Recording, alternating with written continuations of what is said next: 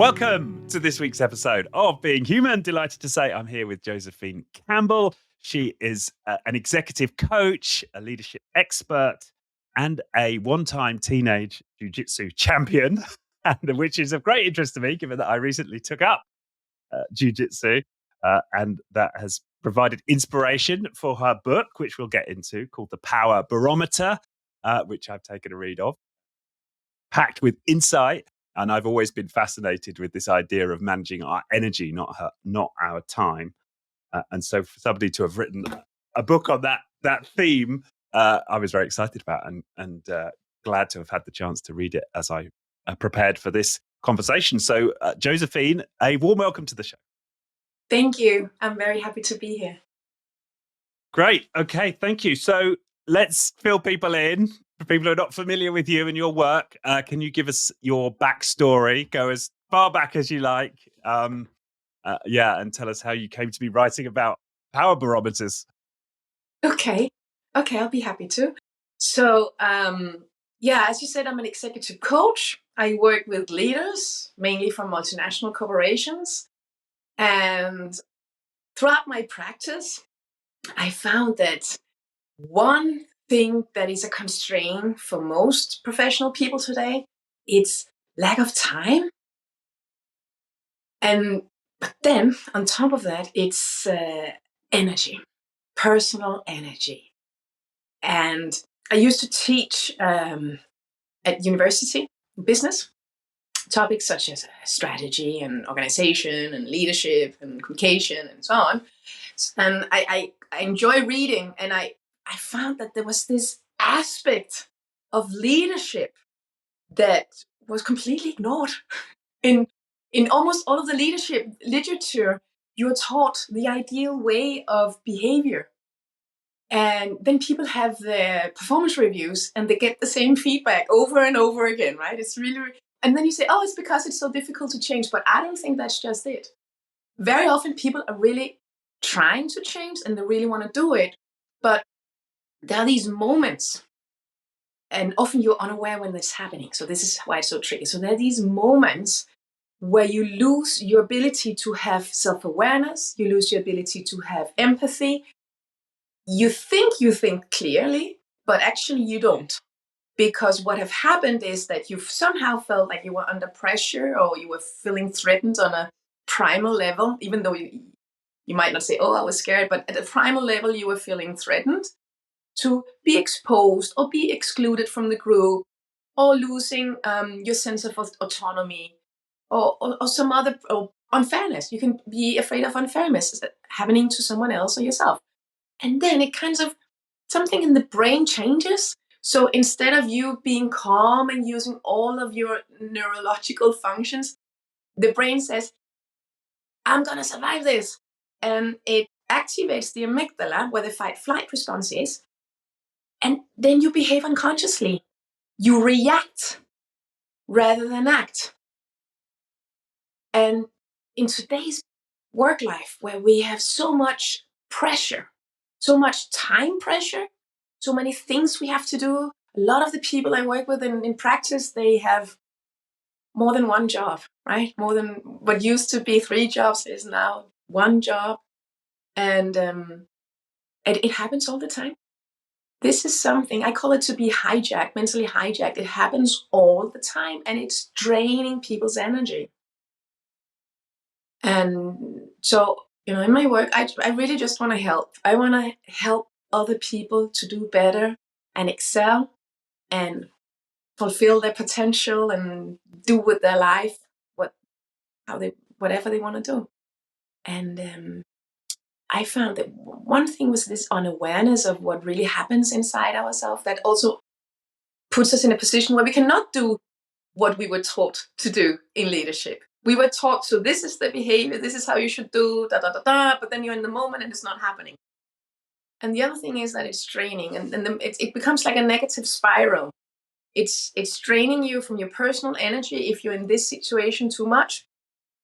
And then some people, they get sick from severe stress. That's kind of the worst outcome of this. But very often it's just that the energy is drained in a department or in a meeting, it can be momentarily. Like you all know the feeling of walking out of a meeting feeling completely drained, right? And those meetings, they are rarely very productive. Conflicts, errors, misunderstandings arise more easily when there's not energy in the room. So I thought, oh my God, this is somehow so simple, but it's overlooked. And then on top of that, I learned that most managers, project managers, any type of people who leads people or projects, they have consciously or unconsciously been trained to think within 3 factors: time, quality, and money. So when you have to make a decision or prioritize, automatically, and especially when you're under pressure, you think about time, money, and quality. It's on the backbone of most leaders. And then you forget energy. You forget your own energy.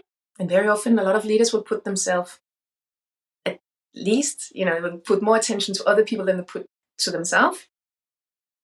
Because a lot of leaders are actually in service and not just there to promote themselves. And they will also forget the factor of the energy of the people who report to them. And then little by little, the project, the department, the people, the company, the organization becomes drained from personal energy. I remember, and I gave a speak at a conference where we had a lot of agile chapter leads, and the reflection I got from some of them were like, oh, now we understand. We cannot run one sprint after the other. We need to do some breaks in between. I was like, yeah, that's exactly what you. Oh, now I understand why this and this colleague got sick and had to go on stress sick leave. Because we actually have stress sick leaves here in Copenhagen, in Denmark, where I live and work. Yeah, so it's a very predominant factor. And yeah, you asked, how did I come to write about it? Yeah, like a bit of your backstory, Yeah, I missed out a part because, how did I come up with this whole perspective of energy? I found out that in sessions working with leaders, individuals and groups, one approach that made a huge impression and impact on the people that I work with was when I used some of the tools that I have from my practice as a ju-jitsu champion. Mm. So, yeah. So I was quadruple national champion in jiu-jitsu when I was a teenager, and had a brilliant sensei who would train us and who would develop our awareness of our body intelligence and our energy level. So we would mentally prepare before going into battle, and we would also manage our energy level and our body awareness and our mind while fighting. And in jiu-jitsu, you have various type of championships. I was active in 2 of them. Fighting, like have you watched the movie Karate Kid? Yeah. Yeah. So you remember at the end of the show, of the movie, there's a big fight, and everybody are in this gymnasium, and there are green tatami mats on the floor with red squares around them. So you fight within the red square, and you fight like 2 times 2 minutes, and then the judge says Hashime, and you start fighting, and it's very intense. That's one type of championships, and I was active in those. But the one I would like to tell you about now, it's another type of championship. It's the one that I used as an example in my book, Power Barometer. And it's called reaction track. A reaction track has 10 to 12 posts. It's somewhere in a desert area, very often in a forest. There's no lightning. And it takes, somewhere between 1 or 2 hours to walk the track. And there's a day track and there's a night track. And at the night track, you can't see anything in front of you because, you're out there in the countryside, in the outskirts, in some forest. the only thing you can see is flour on the ground. Because as part of the track, they put flour on the ground. Flour lights in the dark. So you can see the flour and you just follow the flour. And then I would start to activate my other senses as my sensei taught me. So I would listen. Could I hear something happening around me? But the people who would attack us, they were really good. They were either from the military or they were other jiu-jitsu people. So they were quiet. It's not like they would be chit-chatting on the post. Right? Then they would give themselves away. But I would still listen. Can I hear something? Can I hear something? And as very often they would not give themselves away, I would start to sense, kind of open my senses to sense if there were people around me. Do you know what I mean? Like if you are in a dark room and you can't see anything, would you be able to sense if there's anybody in the dark room with you? I mean, I'd like to think so. I've never been in that situation, so maybe not. I've never developed my senses in that way. Well, a lot of horror movies are built on that concept, right? Have you watched a horror movie where somebody? Yeah, no, I get the idea that people can sense, a presence, right? Yeah, and I think it's a human instinct, and that we all have the ability to access if we train it. So you said I have never trained it, but I believe you could. Yeah, no, I believe, I'm sure. Yeah, and I think that's also. Yeah. No, go on. Yeah, I'd be confident that would be something I could train. Yeah, and the human brain, the human body haven't evolved so much over the last 10,000 years. And just going back 5,000 years ago, or even how some people live and survive today, you would use that ability to go out and get prey or to defend your tribe, right? You would walk together in the darkness. And I'm thinking it's probably even to the extent that you can feel the presence of your peers from your tribe. Right? So you can collaborate in the darkness without giving yourself away, without words. Right. And when you were on these tracks at night, waiting for an assailant to jump on you, you found yourself being able to sense when they were near. Yeah, I did. Apparently, I did. The results speaks for themselves. And there's another hatch to this. It's that not on every post you would get attacked. On some of the posts, you would have to give first aid. So jiu-jitsu, it's as you know, because you practice jiu-jitsu, it's a martial art that has ethics. So we learn how to preserve life as well. So that would be part of it. And you if you're just all fired up and in what I call the red zone, where you're hijacked, you would probably beat at anything that comes your way, right? Because you're like, oh, I'm gonna get attacked, right? Yeah. And that's actually, I found out that's what some of my opponents had done. They would have been beating the people at the post where they were supposed to save their life. Right. And that's also something that happens sometimes at work, right? You're in a meeting, you're supposed to help someone and save them. And then they get beaten instead because people are in the red zone. They're so fired up, feel like they're under pressure or low on energy. So stupid things like that happens too often at work. Like I know you work as a coach as well. So I was just about to say, you won't believe the examples I hear sometimes when I work, but you probably do. So, for example, you can have vice presidents in a multinational corporation, like a big company, and they will fight and have like a serious conflict over email. Yeah. Right? Did you see that? You probably experienced that too. Flame mails. Yeah, that's very prevalent, right? And I've seen email chains, and I'm like, what is going on here? Yeah. So somebody probably been in the red zone here, or maybe both parties, right?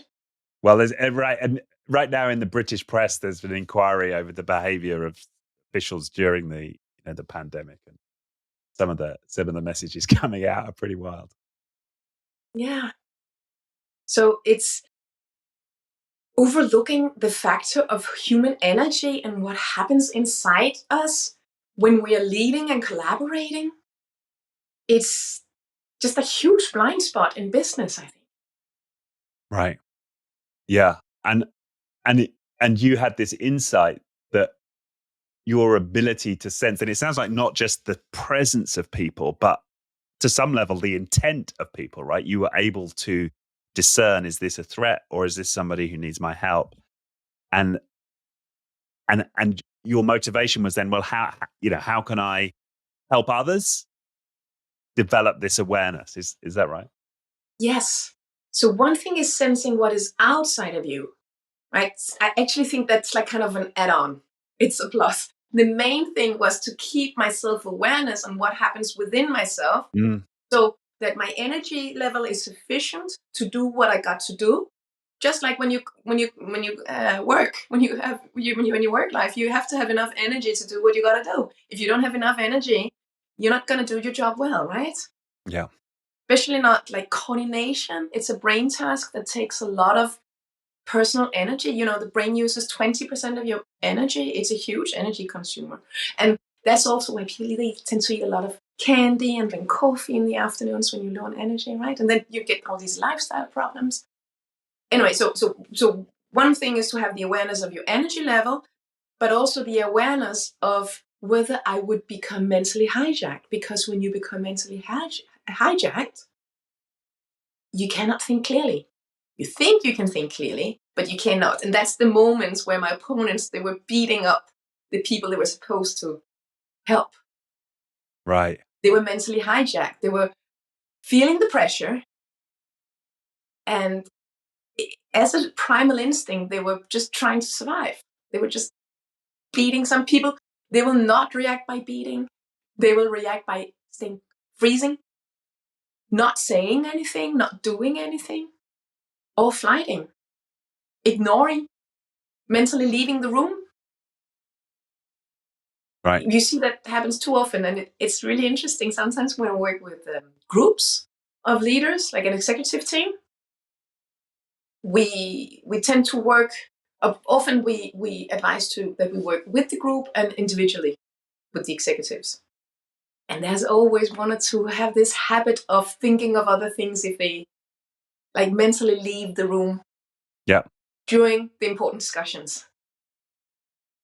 Did you see that too? Yeah, oh, absolutely. Yeah, that's very prevalent, right? Listening is absolutely core to leadership, being present and ability to listen and stay tuned in. Yeah. Yeah.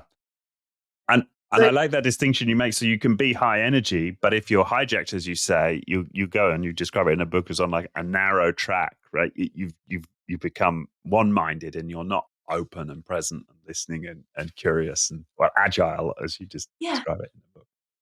Yeah. So there are 4 dimensions because you have an x-axis and a y-axis. It's a quadrant. And yes, you can be high on energy, but narrow.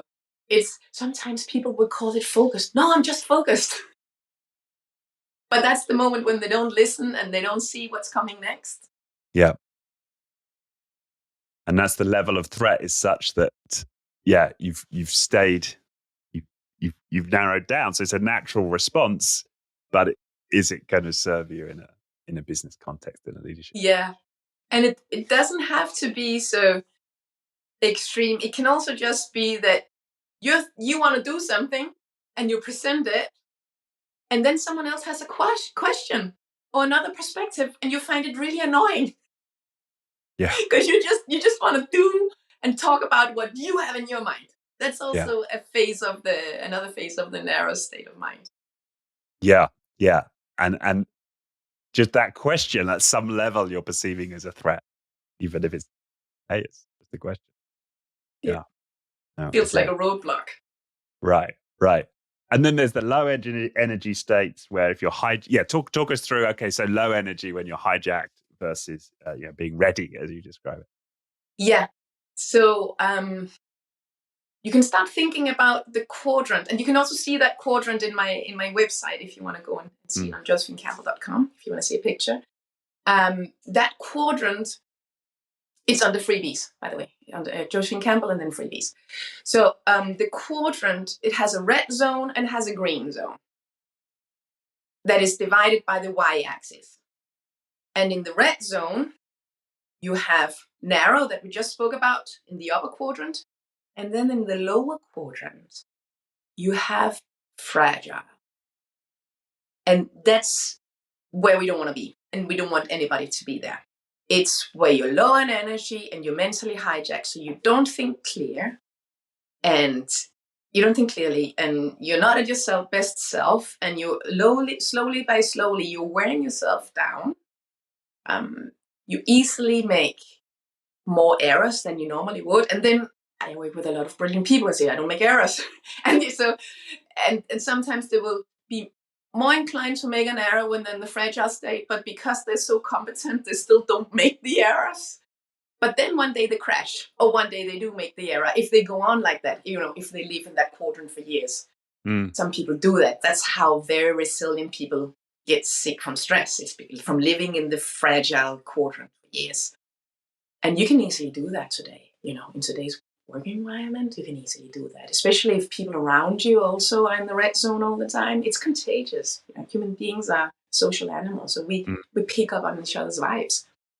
But it can also just be momentarily that you're fragile. And if you really weren't down and you had a tough day and it was not a good day and something unfair happened to you, it could be natural that you're fragile at the end of the day. And then you go to sleep, and if you have a good night's sleep, you're going to wake up feeling somehow different, right? Then you're out of the quadrant. Or it can be just like in one of those draining meetings. If you're very disencouraged, if your project just got shut down, or people didn't see all the hours you put in.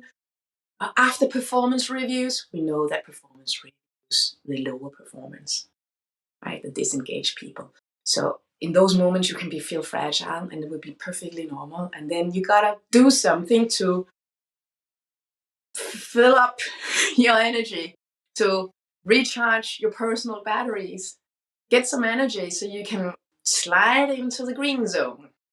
Right. And in the green zone, again, we have the upper quadrant and we have the lower quadrant. And in the lower quadrant, you feel safe, you feel good, you're okay, but you're tired. I call it to be mellow. Yeah. And mellow is not bad. You could also have called it tired, but I didn't want it to be negative. Yes. I like the word mellow. And I often say to people, so what are you going to do when you're tired? What are you going to do about it? So what would you do, Richard, if you were tired or mellow? It's a great... What do I do? If I can, I nap. If I've got the ability to nap. That's a good answer. What else could you do? The other thing is I'll check in with myself. Yeah, what do I need right now? What would serve me right now? Whatever comes, I, as much as possible, follow my intuition. Maybe it's go for a stretch. Maybe it's maybe it is have a cup of coffee. Maybe it's go for a walk. Maybe, who knows? But yeah, I'll ask myself, ask my body, if you like. Well, very qualified answer, I would say. Yeah. You got to recharge your batteries when you're low on energy. Or if you can't, then you got to adjust your self-expectations and what you throw yourself into. So it's leveled with your energy level. That's a great point. And actually, I've learned to get better of that over the years, is sometimes just accept I'm knackered.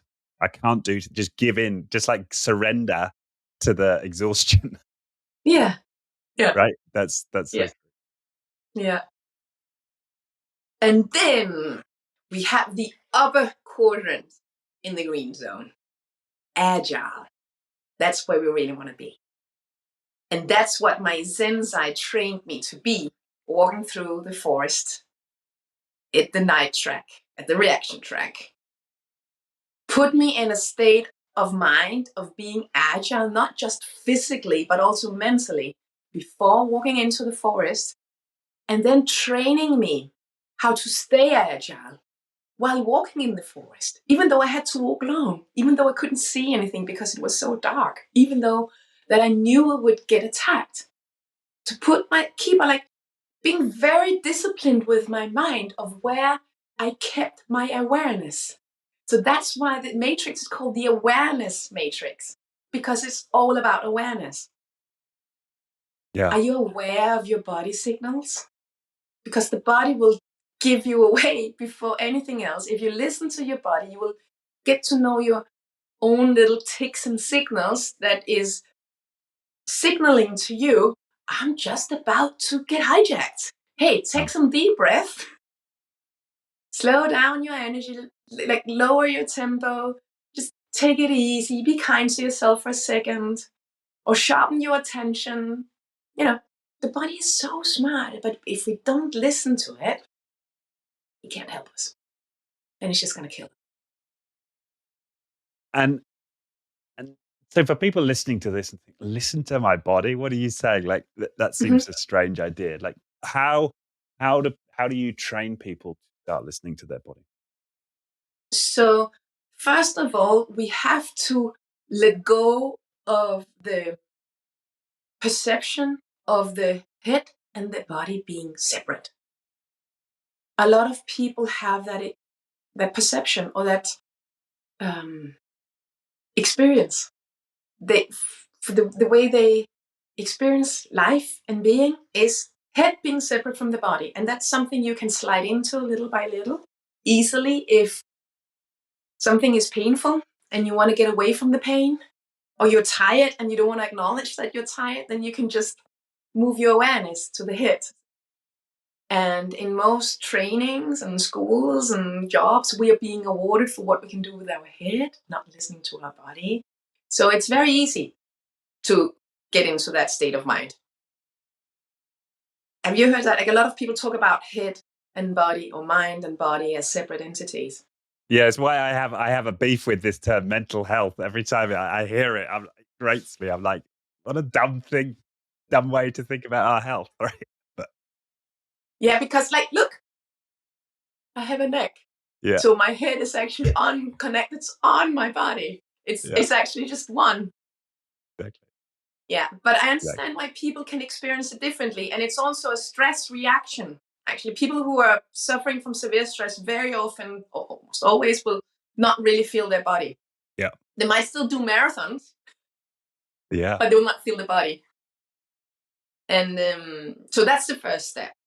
And then it's about being curious, listening to, what does my body tell me? Be curious about the different signals you have. There's some which a lot of people experience, such as breath becomes swallow and fast when you are under pressure. That's definitely one that happens to me. Sweaty palms. I can see on other people sometimes they will get red spots on the neck, or the chip color of their face will change. But then there are like tons of other signals that are individual, that varies. For example, someone I worked with had this tingling in his hand and his arm. So in the beginning of the process, I did like a one-on-one coaching session process with him for about a year. And in the beginning of the process, he would have this tingling feeling. We didn't know what it was about. And after a few sessions, we realized that he was actually suffering from stress. And no wonder, because he was traveling all over the world.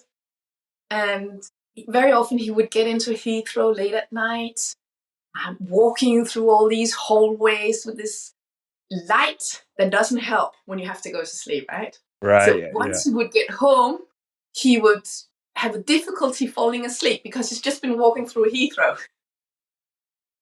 Yeah, it's huge, right? And he would travel a lot. He would be under a lot of pressure. He's an entrepreneur. He had a startup. He would be under all the pressure of funding. He was also managing the clients. That was so much on him. So he was actually sick from stress. And we managed to find different hacks of starting different processes in his body to change. So, for example, sleep. We would hack it by, he found some biohacker glasses with this orange filter in them. So when he was walking through Heathrow, all this blue light wouldn't be so dominant in his experience. He would try to keep a little more focused on himself. He would do some stretch out and breathing techniques before going to sleep. So the breath is a really, really great tool to manage your body signals and your ability to listen to the body signals, but also to your energy level and to staying in the green zone, not getting mentally hijacked. Yeah, so we use that a lot. And a lot of people benefit from working with their breath. Yeah. And part of it is feeling the body. So once you start doing those exercises, a lot of them have body scans. Then you practice, how does it feel? And I always say to people, it's enough to be curious. Just curious about, how does my shoulder actually feel right now? Yeah. And if you feel pain in the shoulder, hey, it's just pain. It was there before, but now you're aware that it's there. It might not be comfortable, but it's still there. And maybe by sitting and feeling the pain, the tension in the shoulder, it's going to change. Or at least you could give it a try, right? You could be a little curious just to explore what happens to the pain in my shoulder if I just observe it. Yeah. Yeah. I mean, I suppose the interesting thing here is to be curious is a green zone activity, if you like. So if I'm in the red zone, how do I become curious, right? Like, how do you make enough of a space where you can be enough in that zone to you just see, how do you make the transition? I suppose I'm curious about. Okay, yeah. So there's a distinction here, because there's a difference between if you live and breathe in the red zone for months or years, then we have one situation. And then there's another situation where you move in and out of the different zones throughout a day. That's the most normal. And that's probably where you and I are, because even though we are working with ourselves and very aware of our energy level and so on, we also move into the red zone sometimes. Yeah. So if you use that as an example, then it's about being curious about, when are you in the red zone? What triggers you? Right. What body signals are there? What lowers your energy? What actually works when you try to recharge your batteries, your personal batteries? And start growing some awareness about that, little by little. If you live and breathe in the red zone, if you are subject to severe stress, then it's a different story. And where I was trained in stress management, we were trained that we would have to get people on sick leave. They would have to go home, just turn on Netflix and relax. And some people can do that, but not everybody. I work with a lot of executives who don't want to go on stress sick leaves, or they can't. I work with business owners. If they go on stress sick leave, there's not going to be a business. And that's even more stressful for them, right? So then we do it little by little. Then we start by focusing on the personal energy. I have an exercise in the book, in Power Barometer, which I call the plus and minus list. It's very simple. And anyone can do it. You can do it now if you like. You can take a piece of paper and you draw a line in the middle. And on one side you put a plus, on the other side you put a minus. And under the plus you write everything that gives you energy. And under the minus, you write things that takes your energy. So you start growing that awareness of what takes my energy and what gives me energy. And then it's about managing it like a bank account, right? And of course, in coaching, we have that opportunity to challenge our coachees on if they put, like, I get energy from achievement. A lot of leaders get energy from achievement, but then there are different drivers for that. And I get energy from pushing projects, taking them to the other level. And that is fun. You can see I'm even like almost jumping as I talk about it, because I also enjoy that. But then, that's something in coaching we could have a few nuances on, right? Do you want to keep on pushing the project when you're completely drained? Is that something that gives you energy? And then there are other times where it does, right? Yeah. So, but what you could be in the plus and minus list can also be collaborating with certain people, certain type of work task, certain type of meetings, sports activities, rest, knitting. Some people get energy from knitting. Meditation. Well, it's being with your family, eating well. There's so many things you can put on those lists, and it's personal. That list is personal, right? And it's you as a person who is professional. So I put a distinction between private and professional. Yeah. Those are antitheses. It's all personal. You cannot leave your person aside. There's not a moment in your life where you're not a person. Yeah, and a personality. Yeah, your personality is pretty much the same in all spheres of your life. Yeah. Even though a lot of people like to believe differently. Yeah. You are who you are. And then you can tune up and down on different qualities of yourself in a certain situation, depending on what would be appropriate. But really, when you work with people day in and day out, they can feel who you are. And if you cheat and lie at work, you probably also cheat and lie sometimes in your private life. Mm. Yeah.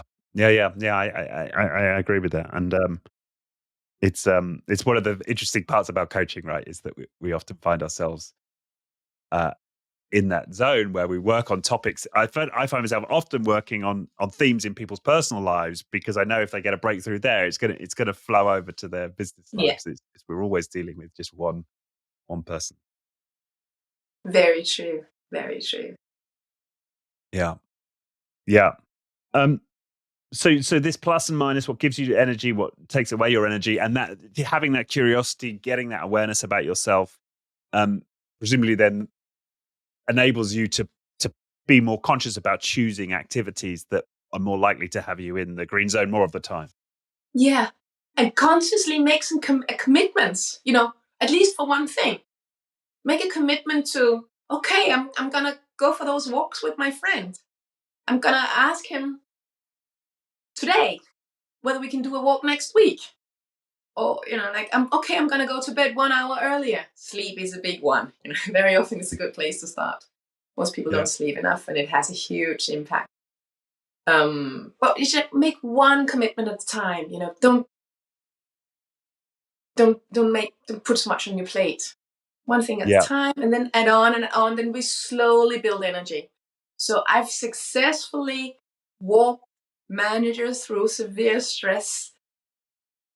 It's a long process, but I'm so happy that I've seen several times that you can do it, but it's not something you do on your own, and it's not everybody who can do it.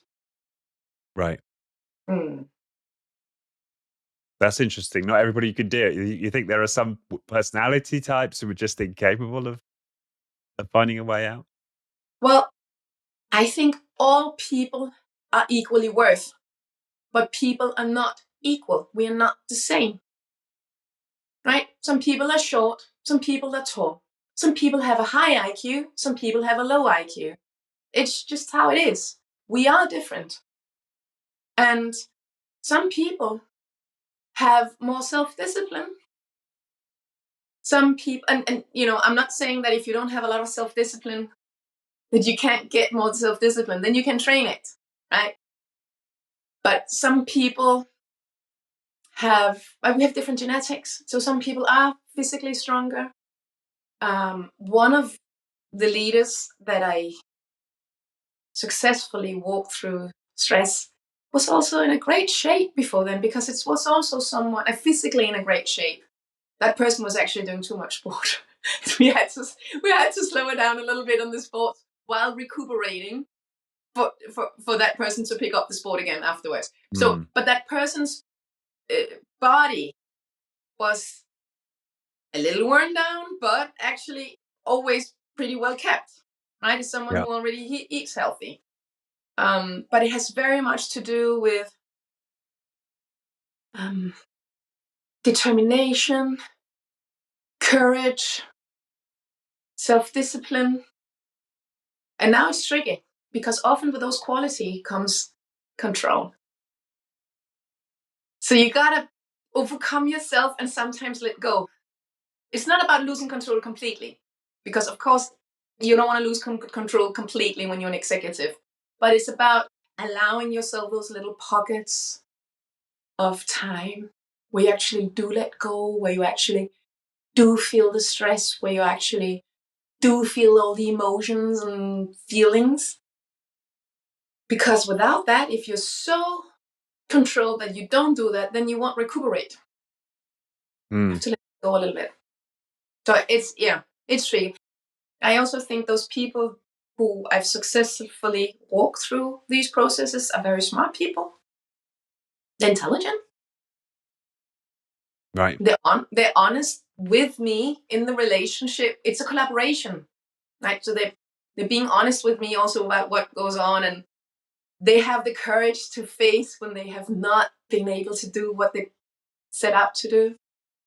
Sometimes sometimes you fail. You gotta have the courage to face that and then get back up on the horse and try. And it's a long journey, but it can happen. It can be done. Yeah. Yeah. Mm. Yeah. Well, that makes sense from my own experience with, in your model, moving from a life which was almost always in the red zone, somewhere between narrow and fragile, into becoming, much more in the green zone and high energy. But a lot of it was getting honest. And for me, it was with my addictions, and that's where it started with me. It wasn't so much stress for me; it was the same principle that, that bit of courage that enabled me to get honest with some of my behaviors was the start of the shift. Yeah, it does take courage, doesn't it? Yeah, yeah, just enough to get honest, right, and to face reality, Mhm. and then things start to snowball from there, because then it's like, okay, well, if this is my reality and I've had just enough of courage to face that, Mhm. then maybe the next question is, well, what could I do to change it? Right, that's the next bit of courage, and then it becomes Yeah. self-reinforcing. Yeah. Yeah. Yeah, interesting. We talked before we came on air about this topic of trauma, because you were asking me about the audience of the podcast, and I said, Mhm. the episodes on trauma release have been very popular, and Mhm. it's not in the book, but certainly from my own experience, my own trauma has played a big role in terms of when I get hijacked, and so I was curious, where do you see sort of trauma playing a role in what you're describing? Yeah. So I'll describe trauma as some kind of congestion. Like imagine you have some pipes and they're cluttered. So things can't flow, or things keep on being stopped because of that trauma. So sometimes people struggle with changing behavior. They will get the same feedback over and over again, and they will struggle with like taking over responsibility or being controlling, or things which are where they know it, but they keep on failing to change it. It's like there's some bigger force driving them. And I found in my practice that quite often there's a trauma behind that.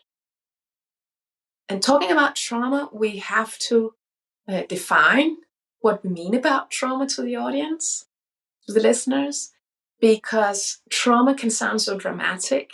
But actually, for a 3-year-old, falling on your bicycle can create a trauma. Or for a teenager, people not really seeing you in the classroom when you speak up or getting you wrong can create a trauma. Yeah, it's, when you're a teenager in school, you're very sensitive to experiences of how other people see you. So you could have had the best parents in the world, the most safe upbringing, and then you're in that situation where the others just don't get you. They don't even have to laugh at you, but it can create some kind of belief about how you have to be in the world, you can make a decision in that moment that you forget becomes part of your reality. And it's I sometimes describe us human beings as a computer. Right? We have a hard drive. It has a steering system, and then you can put software on top.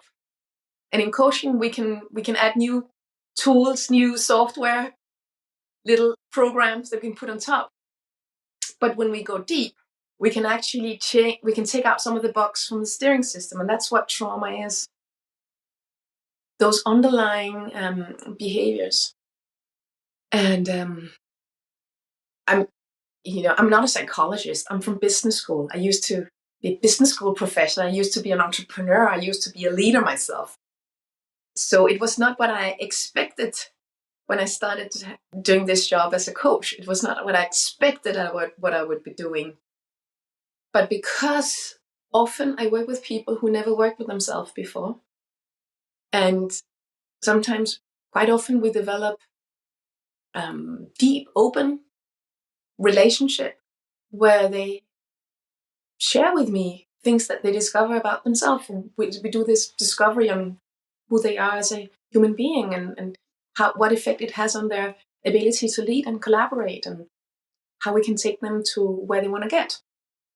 And then sometimes we get into stuff that we didn't anticipate. And, I really want to help the people I work with in the best possible way. And once it was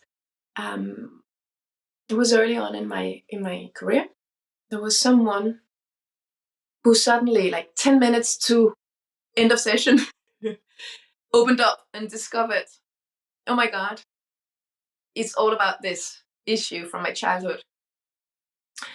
And I was like, oh my God, the mother of that person had an abuse of substances. Okay. So that changed that person's behavior to take over responsibility. Right. Mm-hmm. And that person is the eldest of all siblings. I'll just say that this person has allowed me to share this example because my work is confidential. I will still share it anonymously, but this person has allowed me to share this example to serve others. And my next book, there's more about this person's story in my next book. Yeah. So we actually did a really interview. But anyway, so that person says, "Can you help me? Please help." Didn't even say, "Can you help me?" Said, "Please help me." And I've been trained, so if you touch upon topics that I'm not trained in, where I don't feel comfortable, I don't feel like I have the right experience and tools, I should pass that on to another coach or a psychologist or whatever appropriate. But that was not what that person was asking me. That person said, "Can you help me?" And I said, "I'd love to help you. We're going to make sure you get the help you need. I just need to speak to one of my supervisors." And I have brilliant supervisors. And I spoke not just to one, I spoke to 3. And one of them said to me, "Hey, listen, Josephine, come on. I know how you work. I know how you are. I can train you in this. Let's get started. You should learn to do trauma release." And the concept was not unfamiliar to me because I'd already been doing a lot of trauma release on myself. And I've experienced myself the impact on it.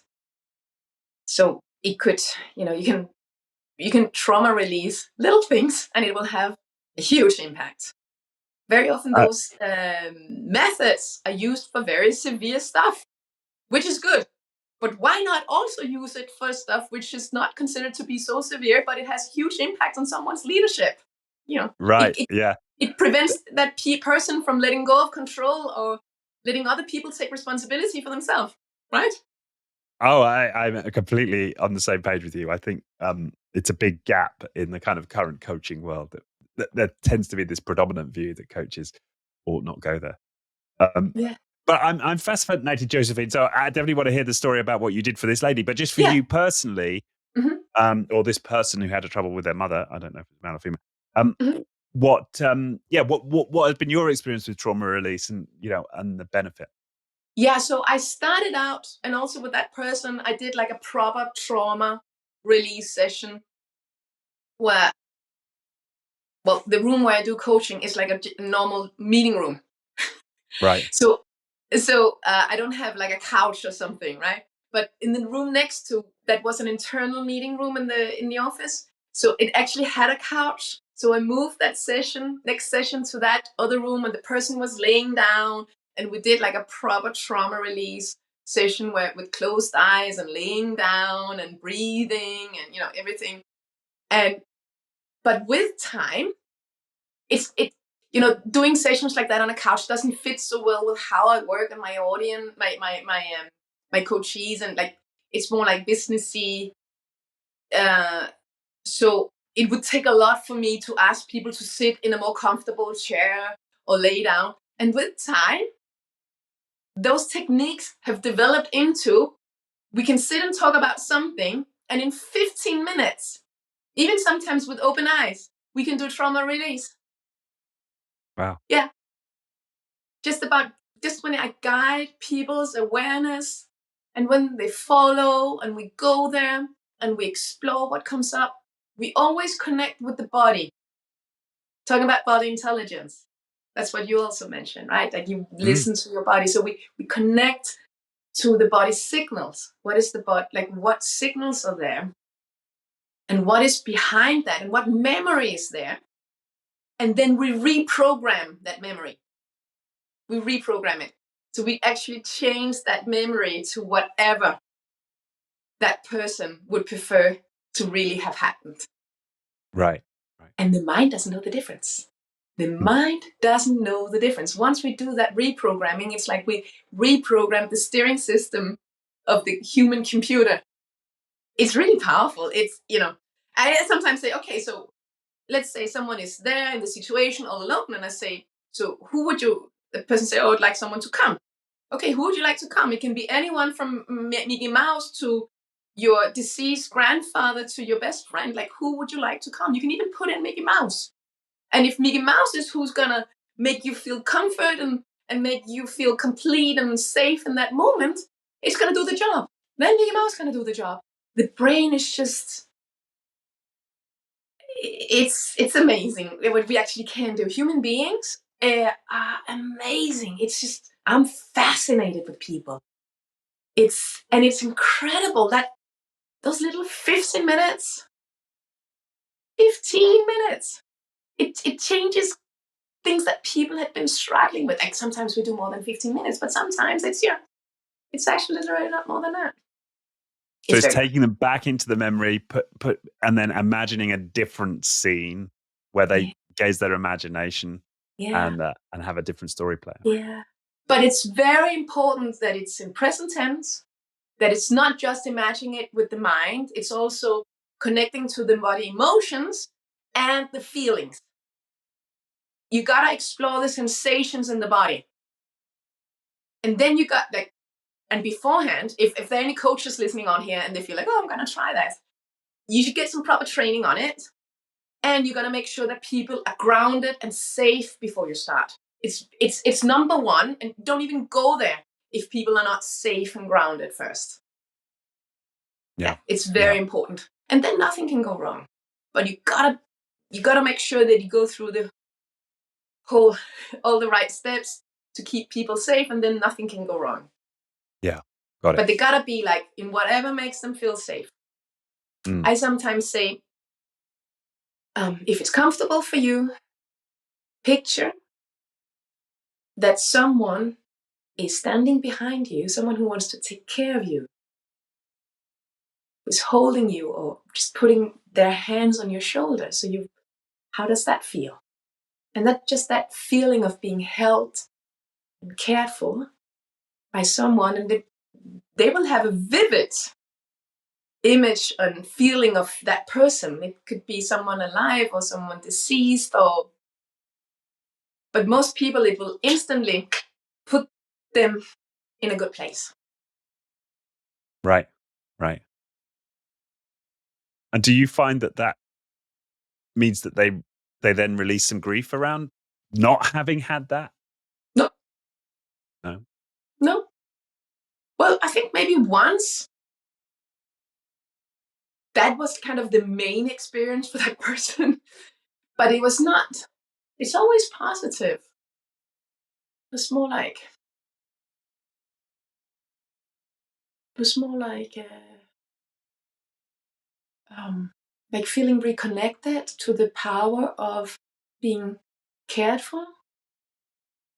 Right. Yeah. In my practice, I don't find that we have to go like deep into like the grief or the pain, or it's enough just to go to the edge of that experience. Do you know Peter Levine? Peter Levine's work? Yeah, he's been on the podcast, yeah. Okay. Wow. I'm in fancy company. Yeah. So I'm very aligned with his way of thinking. You know, you don't have to dive into all of it. You don't have to relive your trauma. No, you don't need to do that. It's not necessary. We just gotta release it. We don't need to relive it. We want to Yeah, release it.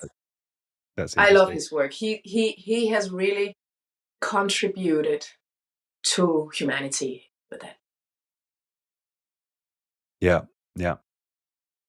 Yeah, I mean, it's fascinating, and it is a challenge to me because all of my healing work has been by reliving it and has been engaging in the grief. And Okay, when tell I me about. tried to kind of scrape, the sort of as exactly as Peter Levine said, and I challenged him, I made this point on the podcast, is that when I've tried to kind of graze it, I didn't have the same impact. Maybe I was doing it, maybe the way I was doing it wasn't the way that who knows? But I just to be true to my experience, I have needed to get into the into the grief to Do you find want the to tell me relief. what? Do you want to tell me how you would do? Well, more that I would get to the memory and then I would relive it, right? I'm doing exactly what you suggest you don't do with Mhm, your clients, but that's mhm. not. But I don't want to get into like a debate over it. I'm not suggesting that what you're doing isn't No, effective. I know. I'm I'm sure it just is. curious. I'm just curious. Maybe I could learn something. It's interesting to hear another perspective Yeah, no, because because you have a different experience. I have a different experience. Is that Yeah, I needed you want to to share it? well, just simply that I needed to go to that next level. I Hmm. needed to get right into it. I needed to um yeah, I needed to fully surrender to the grief Yeah, and the tears and all of the sensations and feelings and yeah, in full technicolor yeah. and relive that experience hundreds of times probably over the course of my self work. Single experiences I've relived that many times in order to fully release and fully empty Yeah, the pain bucket, if you like. And yeah. and so that has meant, as I just mentioned, that has meant getting into the pain. So it's curious to me to think, could there have been an easier way for me or a softer way for me? Uh, but yeah, certainly when I experienced those kind of Hmm. lighter approaches earlier on in my work, it Hmm. wasn't seeming to have the impact. But maybe there are various ways for various people. Sure. And maybe what you're doing is absolutely right for you and the people you work with. And maybe this way is good for me and the people I work with. And, maybe I could also learn something from doing more of what you do and the other way around. It's interesting to hear about the other ways. What did Peter Levine say to you? Because I never spoke to him. I just, read all Yeah. of his. Well, I mean, his mode of trauma release is very much as you describe it. It's this Yeah. idea that we touch into it, Hmm. we get enough of the story to make sense of what happened to us, Hmm. and simply in doing that, we can find resolution. Hmm. There isn't a need, as exactly as you describe. I mean, how you've described it is exactly as I understood his message. We Hmm. don't need to fully engage with the pain and fully relive the experience. That's not necessary. And there are other healers I've had on who've got a similar message. Hmm. Um, But yeah. maybe there's some people who needs to do it and they need to work with you. Could be Well, other ways. yeah. Well, and I'm the same. I don't always need to work with clients on trauma release. It's not like it's something I do all of the time. In any case, as you say, sometimes it's enough to just give people a new app. You don't have to go deep into the Yeah, operating yeah. system. Yeah, and some people Yeah. don't want to go deep, and then we don't go deep. Mm. You know, Exactly. I think it's very important as coaches that we engage with people where they are. It's not about Yeah. who we are or where we are. It's all about them. Exactly. Yeah, exactly. Um, yeah. So, but I'm also curious, curious, Josephine, what was your experience of trauma release and what was the benefit to you? So, and if you don't mind sharing, like what it is you were able to resolve and then how that benefited you. Oh my God. The first time I was completely other human being afterwards. It it just, I looked myself in the mirror just after the session, and there was a different light, there was a different kind of clarity. It was like uh, some carpet being taken away from my vision. And I didn't experience any like traditionally like big traumas. It's just, you know, things that been feelings you had throughout life. And, my parents are loving and had like a quite good upbringing. But you still have moments in life where you have certain feelings towards, like where you feel in that moment, my mother was not there for me. When, you're Yes. kids, there can be like Yes. little moments where you feel abandoned. No, you Mm, have a mother who loves you very much. And they're like stuff like that. Oh, yeah. And then one thing. Well, that was actually not part of, it was not part of that session, was it? We work so much on ourselves, right? So kind of sometimes I forget when what. No, that came up later. I don't know. Yeah. So it was all these. Yeah, it was the first time. It was mainly all these little moments. Your little kid. There's a moment where you feel abandoned, stuff like that. right. So these moments of abandonment in your childhood, and you were able to release those. Yeah. And then you said it, and so tell me about that shift then. You said it was like a carpet removed from your vision, like Yeah, I just remember going to the bathroom afterwards and looking myself in the eyes in the mirror and just seeing another light in my eyes, more clarity. So I released something that was creating clutter in my system. right. And it also made me a better coach. We need to Right. be Yeah. quite clear, right? We need to have flow to be there, create flow for other people. Right. Hence the metaphor of the blocked pipes. Yeah, That's how you relate also, to it. Yeah. also. Yeah. Yeah, and we kind of, when we're coaching, we're kind of a pipe, right? That connects to the system of the client to help that client create some flow. And then when the session finishes, then we detach that pipe, right? Yeah. That's a great way of thinking about coaching, getting people into keeping people in flow or getting people back into flow. Yeah. Yeah. I often think about, if my coachees are just on their track, like doesn't matter how fast they walk on that track or which track they're walking on, as long as they are on their right track, Yeah. their track. Then we've done a good job, I think. Just Yes. Yeah. Yeah. getting people to walk in the right direction on the right track. And even if they take a few steps back on their track, it's okay as long as they're on the track. And eventually we'll move forward. That's so powerful. We've got to give ourselves I mean, I've my own self work and for coaches as well. We have to sometimes surrender and sometimes give ourselves permission to go backwards. Such an important point. Hmm. Yeah. Yeah. Yeah. I Um, promised myself not to have ambitions on behalf of my clients. right. I'm not Yes. performing, I'm coaching. Mm, yeah. Yeah. Yeah. Yeah. Yeah. That makes sense. Yeah. It makes sense. Great. Well, it feels like we've had a very rich discussion. I've really enjoyed it. Is there anything? I mean, there are obviously other topics on the book I've got in front of me here, which we could dive into. But is there anything you feel like you wanted to share with regard to this idea of the power barometer and managing our energy that you've not shared so far? We've not touched. Well, I hope this talk has been inspiring to people so that they feel encouraged to start growing that awareness and trying the power barometer. And actually, we didn't talk about the power barometer itself, but on my website, on the freebies, there is a sound file with an exercise that people can access for free. And so they can try it and they can use some of these tools for free if they want to. So they can start growing that awareness. That's my objective. It's for more people to have that awareness about their personal energy, their own, and how it affects other people, how it affects the room when they're in a meeting or they're in a team.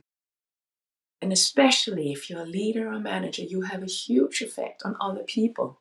People are going to orient themselves after yourself. So it's very important that you have this awareness. And it's just like a handful of people will be listening to this podcast, start growing their awareness. I'll be very, very happy. It will all be worthwhile. Great. Mm. Yes. Yes. Okay, Josephine. Well, thank you. This has been fantastic. Yeah, I'm sure it will inspire many people out there to check in with themselves, build their body awareness. What a great message! All right, so we'll give people links. Obviously, there's the book, so it's not released yet. Am I right? The Power Barometer book, or is it? Well, November 9th, 2023. Okay, so we're live now on the 2nd of November, so in 7 days' time. But it's actually already available on Amazon if you want a sneak peek. I checked. It's active now. You can actually order it now. Oh, I see. Okay. Yeah, but the official publishing date is November 9th. The publishers will always make sure that the books are available before the launch because you don't want anything to go wrong. So it's actually already there now. If you okay, right. So if you're listening to this live, it sounds like you should go get the book now. Power Barometer. Yeah. You can get it anywhere where you get your books. Yeah, and then for those who are listening to the recorded version of this, it probably will also be available. Well, it will be available, right? Because we'll be able to give people the link. So we'll give people a link to the book. It's josephinecampbell.com. Is that right? Yes, correct. And Josephine is spelled with an F. Yes. Yeah, because I'm part Danish. So it's spelled the Danish way. Okay. Josephine with an F. .com, josephinecampbell.com with an F. Anywhere else you would send them? Who's that? Well, I'm very active on LinkedIn. Okay. So I post quite often on LinkedIn. I have a newsletter on LinkedIn, but also on my website where people are welcome to join with free inspiration and leadership. Yeah, that's basically it, I think. Brilliant. Okay. Well, thank you so much. You're welcome. Thank you. Yeah, it's been really nice talking to you. We could go on talking, I feel. Yeah, I'm sure we could. This has been great. Thank you, Josephine. Thank you. Thank you, Richard.